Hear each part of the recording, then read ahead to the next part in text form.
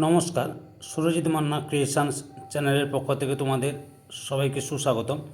আশা করি তোমরা সকলে ভালো এবং সুস্থ আছো।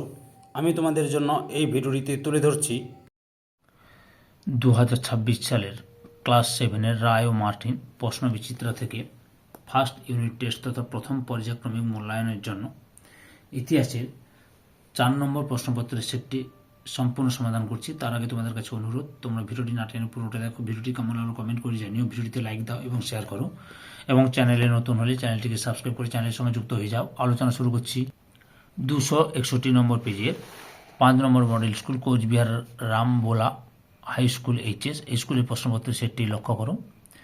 একের দাগে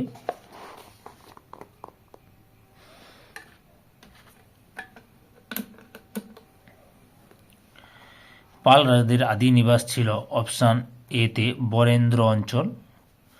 2 নম্বরে দাক্ষিণাত্যের রাষ্ট্রকূটরা ছিল অপশান ডিতে কর্ণাটকের চালুক্য শক্তির অধীনে। 3 নম্বরে উত্তর এবং দক্ষিণ রাঢ়ের মাঝের সীমানা ছিল অপশান সিতে অজয়নদ। 4 নম্বরে বখতিয়ার খলজি মারা যান অপশান সিতে 1206 খ্রিস্টাব্দে। 5 নম্বরে চক্রপাণি দত্ত ছিলেন অপশান এতে পাল যুগের চিকিৎসা বিজ্ঞানী। 6 নম্বরে চোল শাসনের রাজ্যকে ভাগ করা হতো কয়েকটি অপশান এতে মণ্ডলমে। 2 দাগে শূন্যস্থান পূরণ করো। প্রথমে রয়েছে 712 খ্রিস্টাব্দে আরবি মুসলমানরা ড্যাশের নীতিতে সিন্ধু প্রদেশে অভিযান করেন মোহাম্মদ বিন কাসেমের নেতৃত্বে। 2 নম্বর চোল রাজ্যের প্রতিষ্ঠাতা ছিলেন ড্যাশ বিজয়ালয়। 3 নম্বরে রয়েছে পৃথিবীর বৃহত্তম বৌদ্ধ কেন্দ্র অবস্থিত ড্যাশে ইন্দোনেশিয়ার বড় বুধের বৌদ্ধ মন্দির। 4 নম্বরে রয়েছে চর্যাপদের পুঁথি নেপাল থেকে প্রথম উদ্ধার করেন ড্যাশ হরপ্রসাদ শাস্ত্রী 1907 সালে হরপ্রসাদ শাস্ত্রী।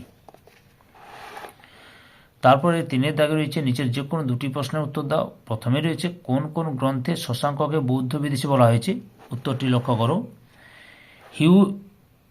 হিউয়েন সাংয়ের সিইউকি এবং বানভট্টের হর্ষচরিত। আরেকবার বলে দিচ্ছি, হিউয়েন সাংয়ের রচনা সিইউকিতে ও বানভট্টের রচিত রচনা হর্ষচরিতে। তারপরে 2 নম্বরে কে কোথায় বুদ্ধের অবতার হিসেবে পূজিত হন, অতীশ দীপঙ্কর তিব্বতে।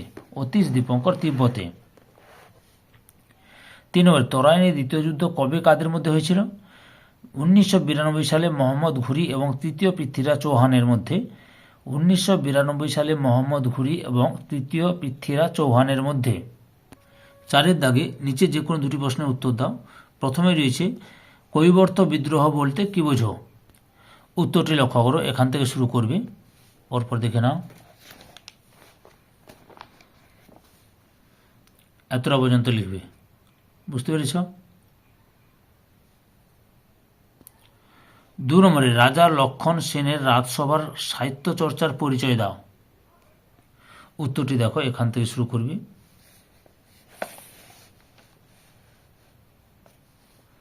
এতটা পর্যন্ত লিখবে।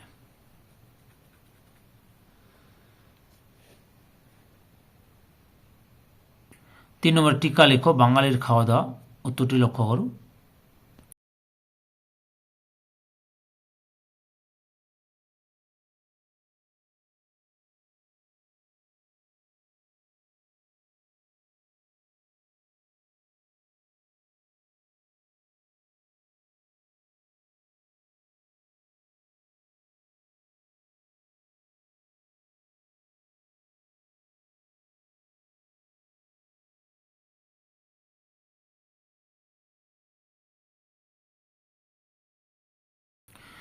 পাঁচের দাগে নিচের যে কোনো 2টি প্রশ্নের উত্তর দাও। প্রথমে রয়েছে সুয়ানজাংয়ের বর্ণনা অনুযায়ী প্রাচীন বাংলার নগর হিসেবে কর্ণ সুবর্ণের পরিচয় দাও, উত্তরটি লক্ষ্য করো। এখান থেকে শুরু করবে, দেখাচ্ছি, দেখে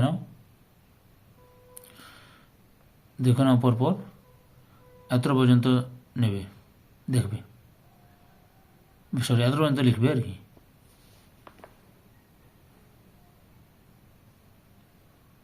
2 নম্বরে রয়েছে পাল আমলের বাংলার শিল্প স্থাপত্যের কি পরিচয় পাওয়া যায় তা লেখো, উত্তরটি লক্ষ্য করো। এখান থেকে শুরু করবে, এতটা পর্যন্ত লিখবে।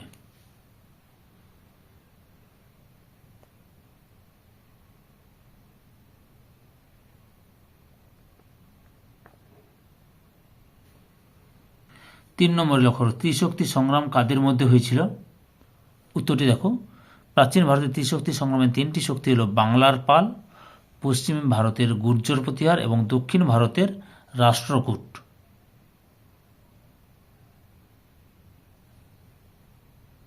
পরের প্রশ্ন, খলিফা ও খিলাফত কি? উত্তরটি লক্ষ্য করো, এখান থেকে শুরু করবে, এতটা পর্যন্ত লিখবে।